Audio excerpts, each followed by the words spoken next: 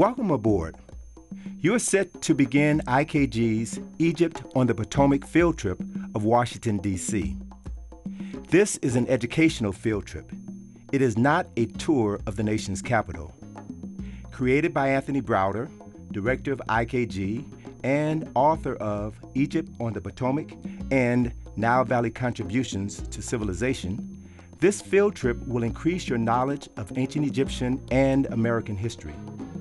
It documents our research on the architectural, symbolic, and historical similarities between ancient Egypt and Washington, D.C. Over the course of this journey, you will learn about Egyptian influences on the layout and design of the nation's capital and the role the people of African ancestry played in the city's development. You will also learn about Egyptian influences on America's founding fathers, their affiliation with Masonic institutions, and the African origins of Freemasonry. You will visit Meridian Hill Park, the Scottish Rite Temple, and the House of the Temple. You will drive by Lafayette Park, the White House, and the Washington Monument. You will drive through L'Enfant Plaza and around Banneker Circle, and you will make your way to Capitol Hill for exciting views of the Library of Congress. Each of these locations provide clues that help you decode architecture and symbolism which have been hidden in plain sight. If you think about it, the best place to hide secrets is in the open, where everyone can see them. But you must first convince everyone that these secrets actually represent something of lesser significance. In order for us to help you decode these secrets, you must first increase your knowledge of ancient Egypt. You must take a journey back in time, down the Nile, and rediscover knowledge that has long since been forgotten. So, sit back, relax, sharpen your eye, and tune your ear so you'll know what you see and understand what you hear.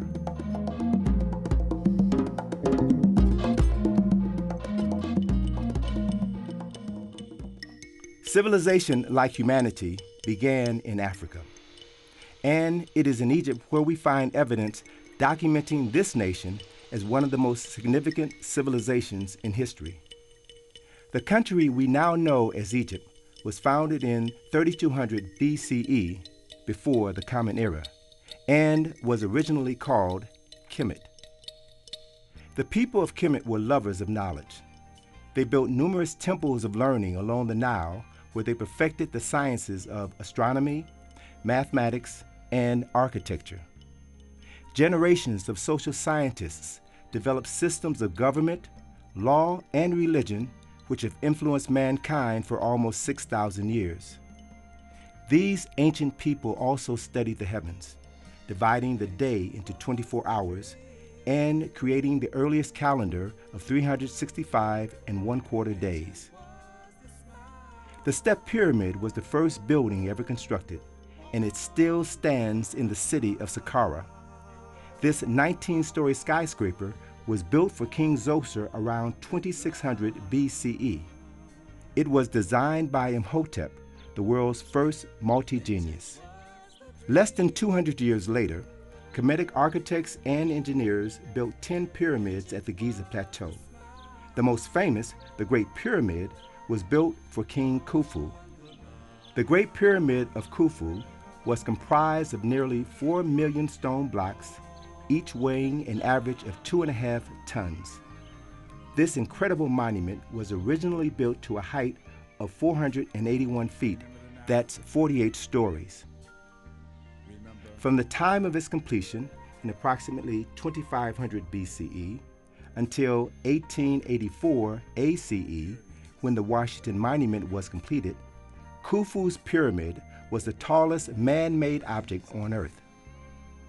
The base of the pyramid covers an area of 13 acres, that's 7 city blocks, and each side of the pyramid measures 755 feet, over 2 football fields in length. There is enough stone in the Great Pyramid to build 33 Empire State Buildings, And like the Empire State Building or any other skyscraper, the Great Pyramid was not built by slave labor. It was built by stonemasons who were masters of their craft. Every temple in Kemet was built by skilled craftsmen in accordance with precise architectural and engineering plans, and every temple was oriented to the sun or a specific celestial body. Ancient architects believed that a properly constructed and oriented temple would attract a specific nature or aspect of God, whose spirit would dwell in the Holy of Holies inside the temple. Contrary to popular belief, the people of Kemet believed in one God. This supreme creator is often depicted as the sun and is the oldest symbol representing God, the creator of the universe. The sun was called by many names in Kemet. 3 specific names refer to the sun's changing attributes as it journeyed across the sky. When the sun rose in the east, it was known as Khepre.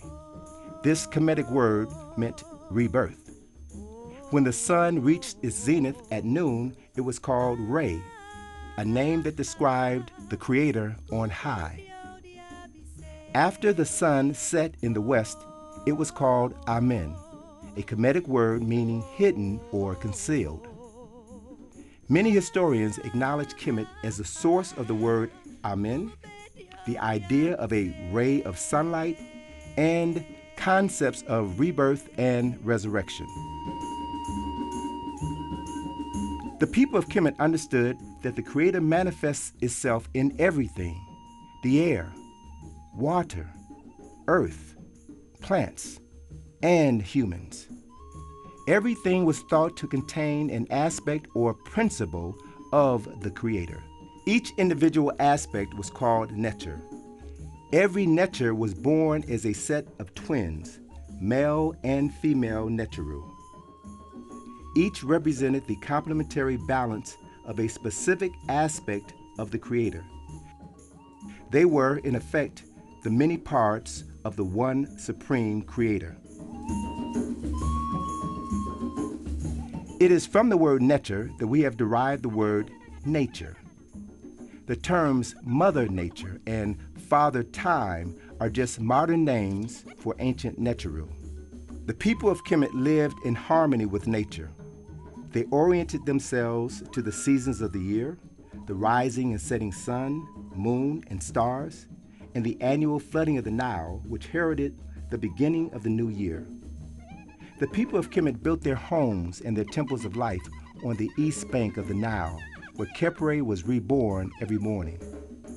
At noon, they looked at Re on high, seeing within themselves the ability to also rise to great heights each and every day.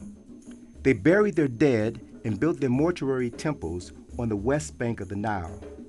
This was to ensure that the souls of the departed would travel with Amen to the beautiful west every evening.